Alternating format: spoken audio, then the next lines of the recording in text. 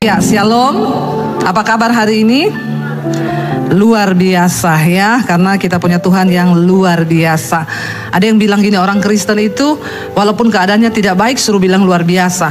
Daripada saudara bilang tidak baik, lebih baik saudara bilang, kan dua-dua juga tidak merubah keadaan. Malah seringkali iman itu akan bisa terjadi ketika kita ucapkan dengan sungguh-sungguh kepada Tuhan.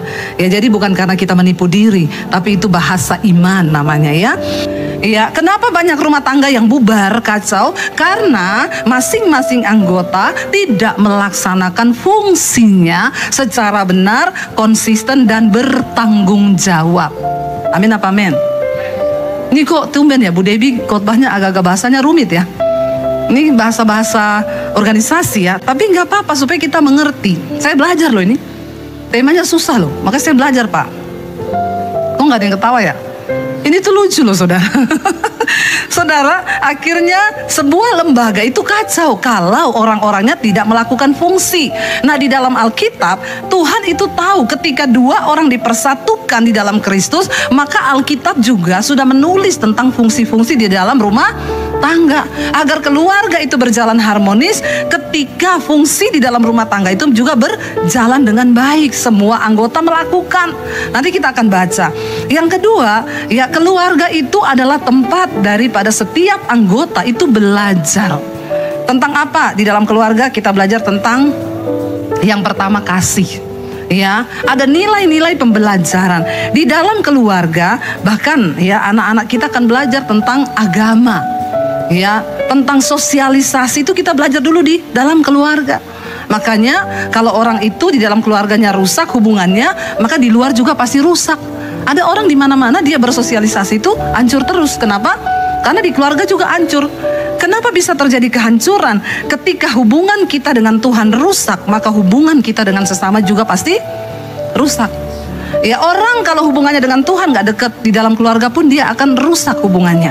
Tapi ketika hubungan kita dengan Tuhan baik, maka hubungan kita dengan sesama juga akan baik.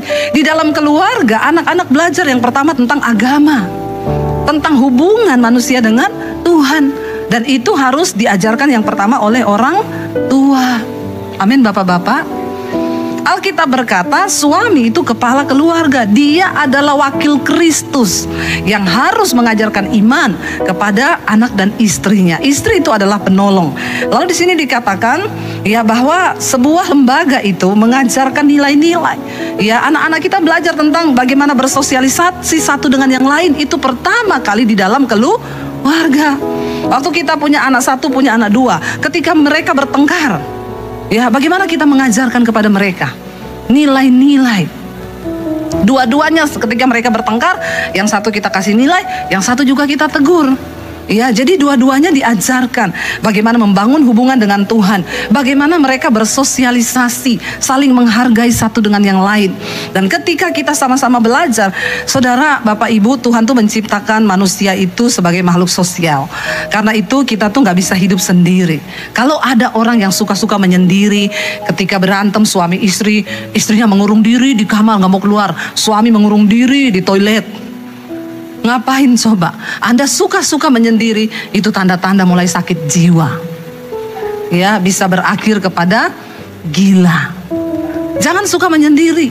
Ya, kita harus bersosialisasi bersama-sama. Ya, jangan. Apalagi suami istri tuh kalau bertengkar, ya jangan menyendiri-menyendiri. Kita ini makhluk sosial yang diciptakan Tuhan. Baik adanya kita saling membangun hubungan. Ketika kita hubungannya baik, ada masalah ya sudah selesaikan. Habis itu biasa. Anak-anakmu itu melihat perilaku orang tuanya. Ketika kita mengajarkan mereka tentang bagaimana hidup bersosialisasi, ya kita mengajarkan mereka tentang nilai-nilai yang baik dalam firman Tuhan. Di dalam keluarga, anak-anak juga belajar tentang manajemen, bagaimana mereka mengatur keuangan. Ya, orang tua harus menjadi contoh di dalam keluarga. Ajarkan anak-anakmu menabur. Ya, saya tuh banyak melihat orang Kristen, aduh pakai kalung salib ya. Waktu saya pergi lihat sekolah saya di Semarang, di Bandungan, kita mampir makan tahu ya. Di dekat sekolah saya itu ada tahu yang terkenal. Nanti saudara kalau mau pergi ke sana tanya sama saya. Itu tahu terkenal. Di situ ada pengamen ya. Saya juga masuk ke situ. Saya lihat ya aduh kayaknya nih rame ya, dan memang banyak orang Kristen, ya saya lihat banyak orang Chinese ya, termasuk saya juga. Saya kan mirip Chinese toh?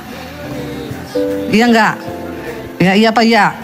Enggak iya ya enggak apa-apa. Lalu waktu dia lihat banyak orang Kristen masuk, banyak pakai kalung salib, pengamennya langsung rubah lagu.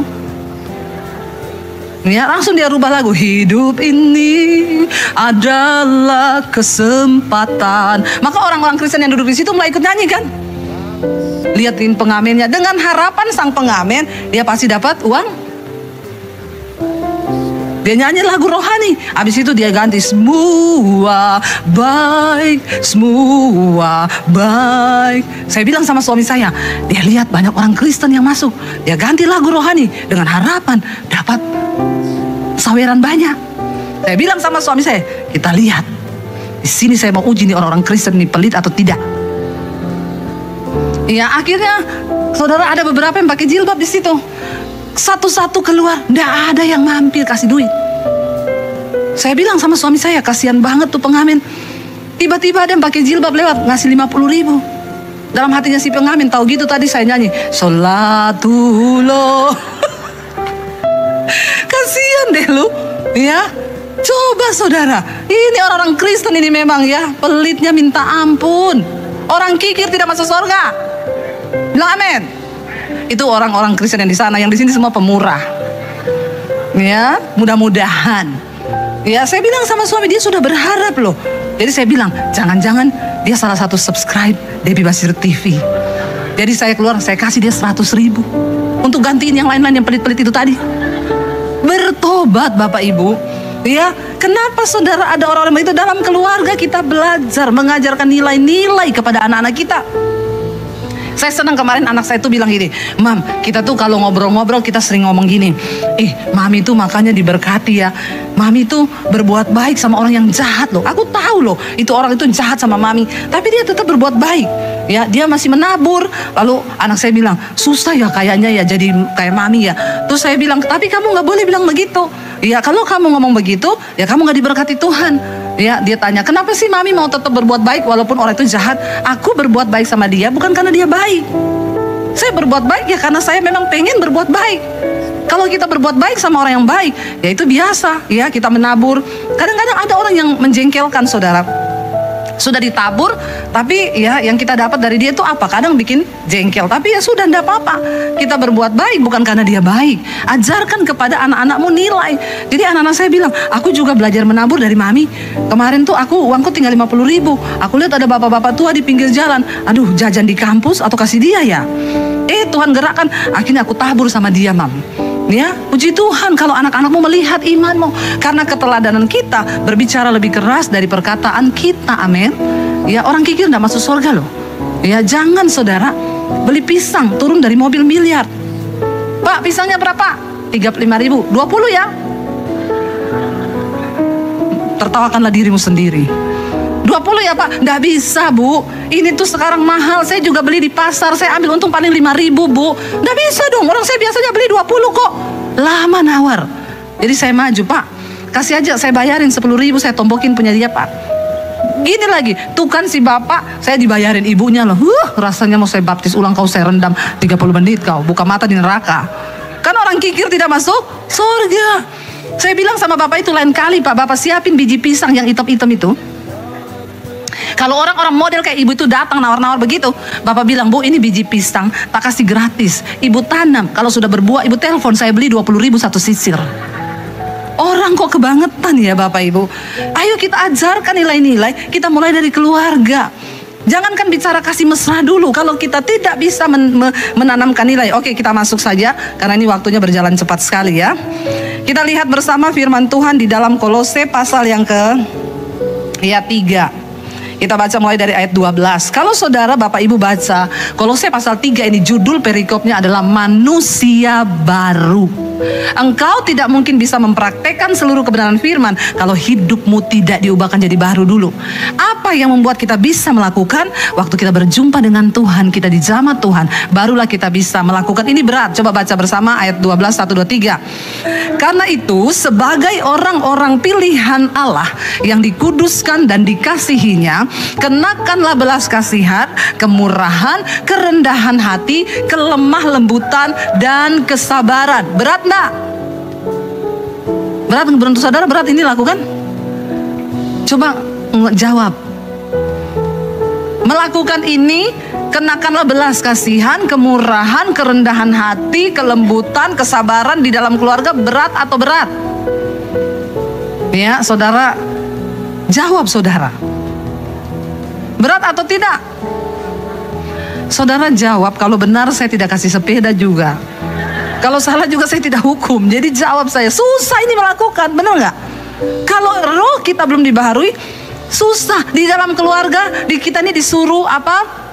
Mengenakan belas kasihan, kemurahan, kerendahan hati, kelemah lembutan, kesabaran. Lalu ayat yang berikutnya 13 berkata di sana, sabarlah apa? Kamu seorang terhadap yang lain, dan ampunilah seorang akan yang lain. Apabila yang seorang menaruh dendam terhadap yang lain, sama seperti Tuhan telah mengampuni kamu, kamu perbuat jugalah demikian. Susah nggak ini juga? Tapi banyak orang bilang, Bu, saya nggak bisa mengampuni. Berat. Ya kalau berat, kalau ringan itu namanya bukan pengampunan. Namanya mengampuni itu ada sesuatu yang harus kita lepaskan. Ya, mengampuni, lepaskan, lupakan semua yang pernah kita alami yang pahit. Bapak Ibu, kalau dalam keluarga itu tidak ada pengampunan, suami istri bertengkar berbulan-bulan. Ada loh suami istri itu di gereja suruh pegangan tangan, tidak mau. Dalam hati saya, terus ngapain lu ke gereja? Suruh gandeng tangan, tidak mau. Dipegang. Ada loh, dan saya lihat beberapa kali dalam pelayanan ketika, makanya saya selalu di dalam doa terakhir sering kali saya suruh gandeng tangan tuh suami istri. Saya tuh pengen lihat hubungannya suami istri tuh dari situ. Ya masa truk aja gandengan? Truk gandengan loh, bus gandengan, kok kamu gak mau gandengan? Ya itu kan berarti kan ada sesuatu di hatinya kan. Di sini dikatakan ya kalau kamu seorang itu menaruh dendam terhadap yang lain, sama seperti Tuhan ya telah mengampuni kamu, perbuatlah juga demikian. Kita nggak boleh menahan pengampunan, karena kita pun menerima belas kasihan Tuhan, kita diampuni. Amin. Ya, lalu ayat yang berikutnya ayat 14 berkata, dan di atas semuanya itu kenakanlah kasih sebagai pengikat yang mempersatukan dan menyempurnakan. Sehebat apapun engkau ribut dalam rumah tangga, kasih harus tetap menjadi pengikat. Ingat itu. Kisah semar apapun, iya ya Tuhan ajar aku mengasihi. Ya supaya apa? Kasih itu menyempurnakan. Kasih itu menerima, mengampuni banyak sekali dosa. Kasih itu sabar, murah hati, lemah lembut, tidak sombong. Tapi ya memang sulit saudara, karakter-karakter ini ya pasti dimiliki banyak orang ya yang sebaliknya. Ya karena semua manusia itu memang berbeda. Kita memang diciptakan dari tanah, tapi jenis tanahnya beda-beda. Orang kalau suka menjatuhkan orang lain, dia dicipta dari tanah longsor. Kalau orang tuh sombong banget, berarti dia dicipta dari tanah tinggi.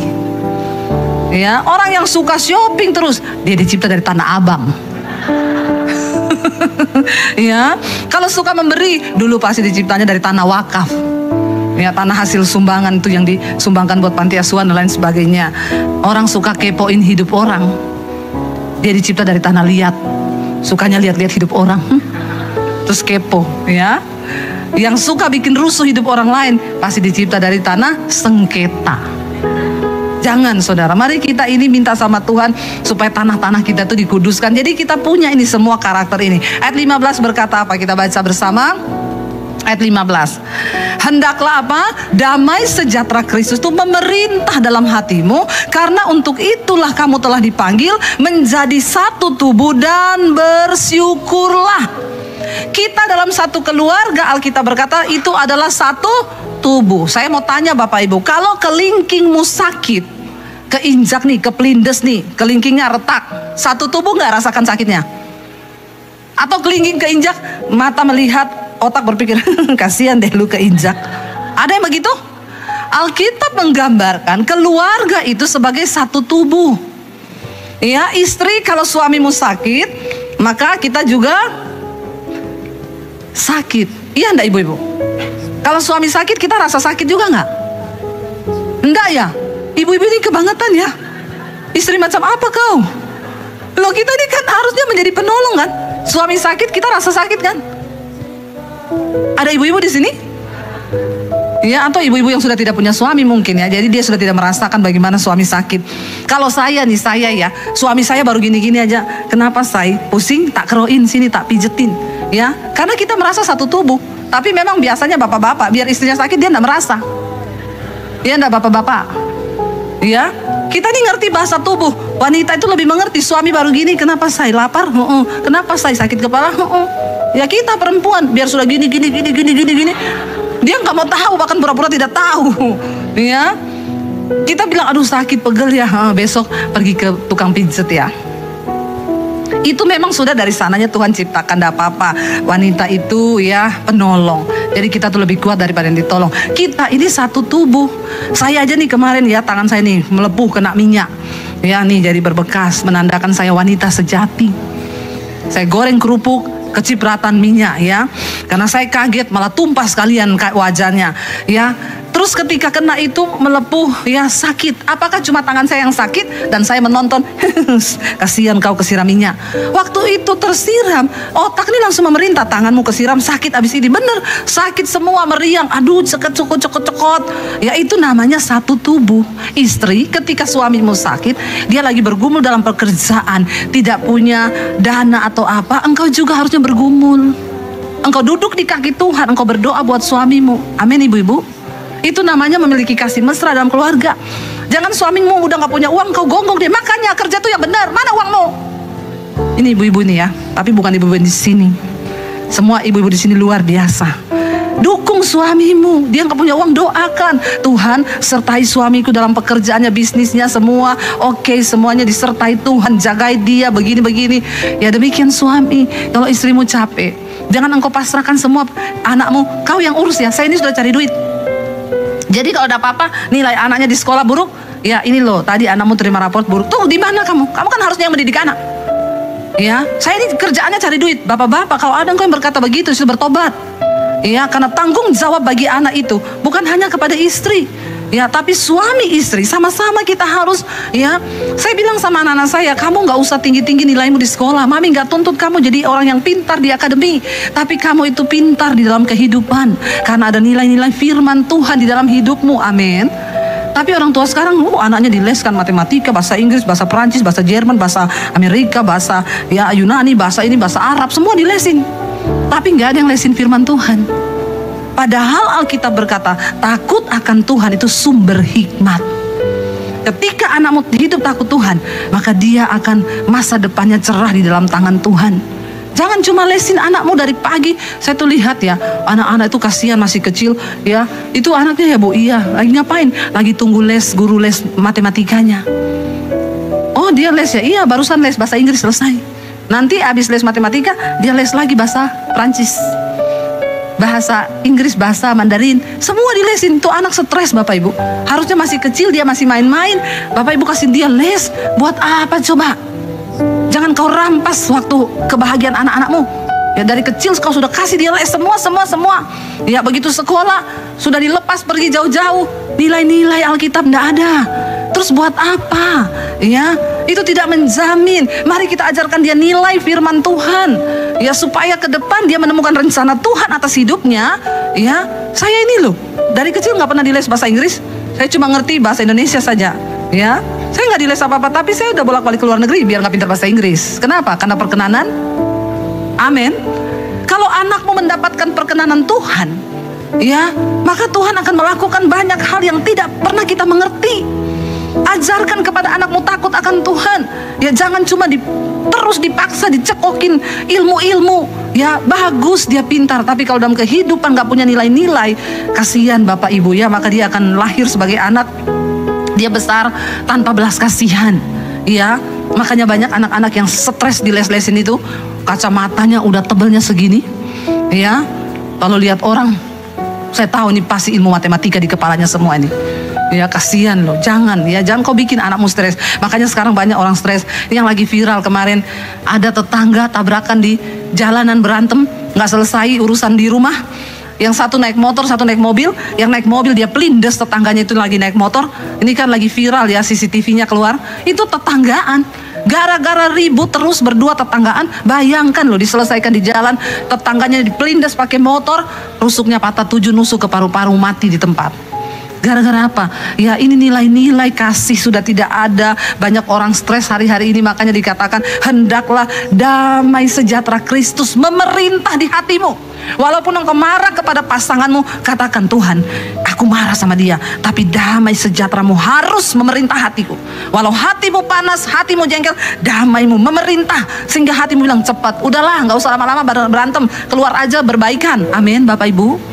Ya ini temanya berat loh, kasih mesra dalam rumah tangga. Hari gede masih ada kasih mesra, pret.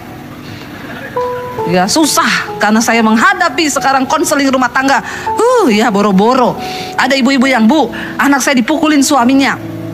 Berkali-kali terjadi, Bu. Sampai akhirnya saya tuh rasanya sudah mau suruh mereka cerai. Jangan bercerai, Bu. Terus apa jalan keluarnya? Lapor polisi menantumu itu. Loh, enggak apa-apa, Bu, kita ini orang Kristen. Saya bilang pemerintah itu wakil Allah, Bu. Kalau dengan hukum Tuhan nggak bisa diselesaikan, pakai hukum negara. Itu sah kok. Ya, nggak apa-apa, Bu. Nggak apa-apa daripada isu anak mau dipukulin terus. Akhirnya dilaporin polisi. Ya, lalu ditangkaplah dia di rumah orang tuanya. Datang patroli, dinaikin ke mobil polisi. Ya, beraninya tampar perempuan. Saya bingung kalau ada laki-laki yang suka tampar istri di sini. Kau bencong. Ya, kau bukan laki-laki. Banci kau, bertobat. Ya, masa laki-laki pukul perempuan.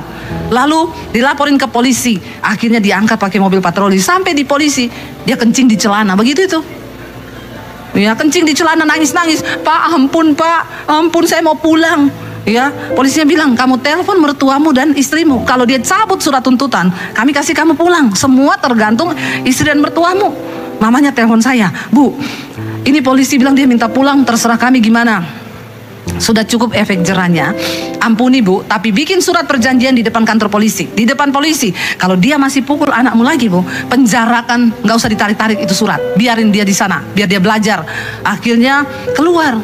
Saya ketemu beberapa waktu kemudian mereka, Ibu Debbie terima kasih ya, suaminya, terima kasih Bu, sekarang kami hidup rukun bersama, usaha kami diberkati Tuhan, semakin hari semakin manis, puji Tuhan. Kau tampar lagi, kau masuk ke penjara kau. Ya. Dan puji Tuhan sejak saat itu nggak berani lagi mukul. Ya, bagaimana mau kasih mesra kayak begitu kalau ada pukulan? Ketika mereka hidup rukun bersama, dipulihkan. Saya suruh dengar khotbah saya tiap hari. Berubah suaminya, bertobat, kapok bener di penjara. Ya, dan akhirnya sekarang diberkati Tuhan. Kalau ada masalah dalam usaha bisnis, Bu, tolong doain ya, ini mesin saya pabrik bermasalah. Ya, percaya Tuhan turut bekerja. Ya, sekarang luar biasa diberkati Tuhan, mereka menjadi berkat. Ya, bahkan ada satu ibu lagi, Bu, saya nih dikejar anak saya pakai parang. Kenapa? Dia minta duit, saya nggak kasih. Laporin polisi. Sudah berkali-kali dia buat gitu. Iya Bu, aduh saya kalau dia sudah keluarin parang, aduh saya kencing di celana, kata ibunya. Sekarang ibu bikin dia kencing di celana. Telepon polisi, bener, polisi datang angkat. Anaknya itu preman, beraninya sama mamahnya angkat parang. Begitu diangkat, patroli kencing di sel. Nangis, Pak, saya mau pulang Pak. Telepon mamahmu, kalau mamahmu cabut suratnya, kamu dikeluarin. Alkitab bilang pemerintah itu wakil Allah. Ya, kalau orang sudah pakai kekerasan, akhirnya begitu dia dicabut, ya, kamu minta keringanan, mamanya bikin surat perjanjian di depan polisi. Akhirnya tidak pernah lagi sejak saat itu nggak berani kejar mamanya pakai parang. Memang Bapak Ibu ada orang-orang yang memang dia harus ditakuti dengan hukum negara. Jangan takut ya, sebab negara itu ada. Tuhan bilang mereka wakil Allah di dalam negara, dalam pemerintahan. Dikatakan ayat yang berikutnya, ayat 15, ayat 16. Sekarang kita baca bersama ayat 16. Hendaklah perkataan Kristus diam dengan segala kekayaannya di antara kamu, sehingga kamu dengan segala hikmat mengajar dan menegur seorang akan yang lain, dan sambil menyanyikan mazmur dan puji-pujian dan nyanyian rohani, kamu mengucap syukur kepada Allah di dalam hatimu. Firman Tuhan berkata, mulut kita penuh dengan perkataan Kristus. Apa itu perkataan Kristus? Firman Tuhan. Kita saling menasehati tentunya pakai firman. Ya, dikatakan hendaklah kamu itu dengan segala hikmat mengajar dan menegur. Bapak-bapak, tegur anak-anakmu kalau salah. Kita sudah belajar beberapa minggu yang lalu bagaimana Imam Eli dikatakan dia menghujat Allah karena dia tidak menegur anak-anaknya ketika mereka berbuat dosa. Kita harus menasihati dan menegur. Dikatakan lalu setelah itu nyanyikan mazmur. Aduh, indah banget nggak? Kalau dalam keluarga itu ada puji-pujian, nyanyian rohani. Bangun pagi kita sudah memuji Tuhan, sama-sama mengucap syukur. Sorga tidak tahan untuk mencurahkan berkat dalam rumah tanggamu. Ketika itu ada dalam rumah tangga, dalam keluarga kita hidup saling mengasihi. Wow. Tapi ketika anak melihat kekerasan dalam keluarga orang tua, dia bertumbuh menjadi anak yang sakit jiwa.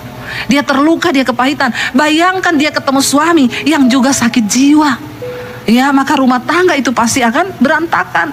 Ayat yang ke-17 berkata, kita baca bersama ayat yang ke-17. Dan segala sesuatu yang kamu lakukan dengan perkataan ataupun perbuatan, lakukanlah semuanya itu dalam nama Tuhan Yesus sambil mengucap syukur kepada Allah, ya, Bapa kita.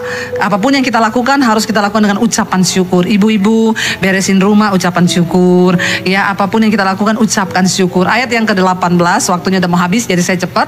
Baca bersama. Hai istri-istri, tunduklah kepada suamimu sebagaimana seharusnya di dalam Tuhan. Ya, ada bapak-bapak yang telepon, Bu, minta ayat tentang istri tunduk.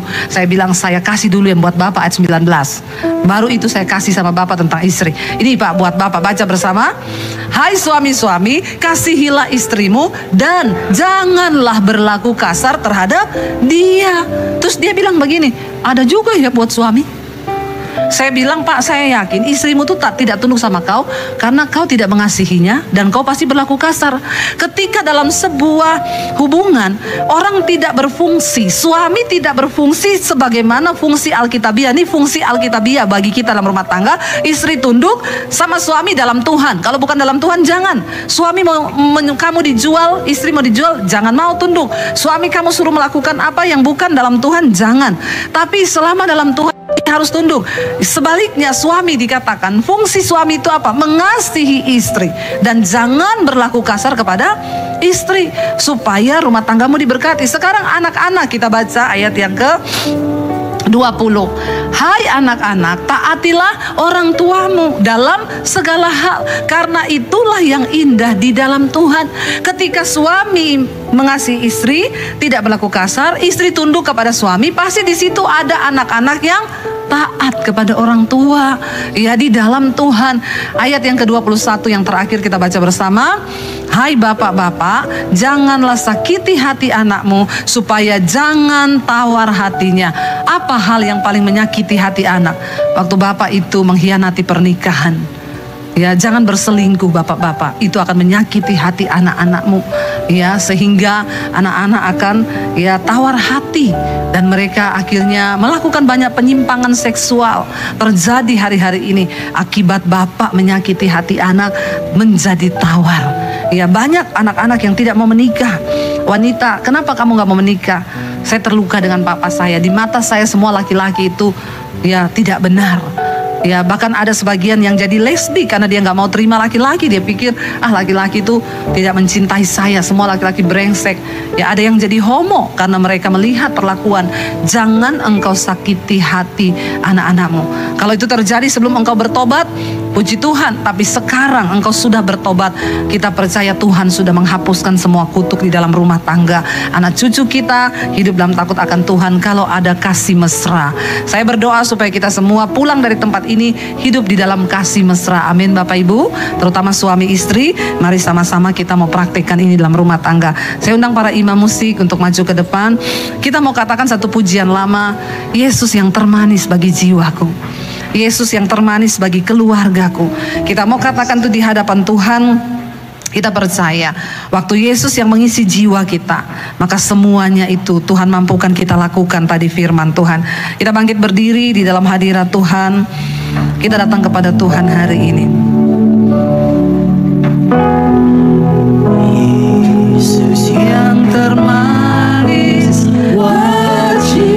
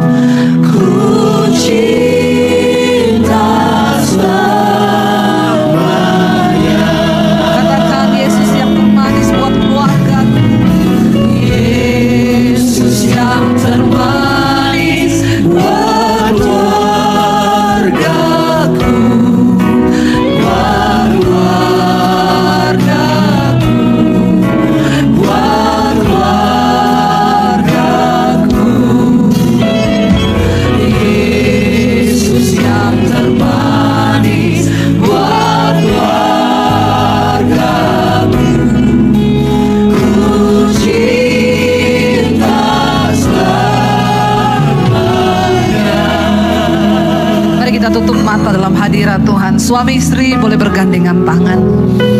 Bawa keluargamu di dalam Tuhan hari ini. Bahkan keluarga besarmu. Katakan, Tuhan pulihkan. Pulihkan keluarga kami Bapa. Engkau yang terindah bagi keluarga kami. Mampukan kami hidup dalam kasih mesra di antara keluarga besar kami. Buat anak-anak kami, orang tua kami, menantu, cucu, bahkan keluarga besar dengan ipar, dengan kakak adik kami. Ajar kami Tuhan hidup di dalam kasih mesra Tuhan. Karena itulah yang Tuhan mau dalam hidup kami, supaya berkat-berkat Tuhan tidak terhalang. Jadikan keluarga-keluarga kami menjadi keluarga yang berkemenangan. Ampuni Bapa kalau ada kesalahan yang dilakukan oleh suami-suami, biar mereka bertobat dan istri-istri melepaskan pengampunan. Demikian sebaliknya, jika ada istri yang pernah melakukan kesalahan, biar juga suami melepaskan pengampunan. Kami tidak mau hidup di dalam dendam. Kami mau belajar melepaskan pengampunan. Tuhan, mampukan setiap kami. Biarlah suami-suami berdiri menjadi imam dan melakukan fungsi Alkitabiah, firman Tuhan di dalam keluarga dan rumah tangga. Tolong kami dan seisi rumah kami, agar ketika Tuhan Yesus datang kembali, kami boleh bersama-sama menikmati surga-Mu yang mulia Tuhan. Terima kasih Bapa buat setiap kasih dan kebaikan-Mu bagi setiap kami. Biarlah kami boleh bawa itu kepada keluarga besar kami. Engkau menjadi yang termanis. Sembuhkan jiwa kami Tuhan.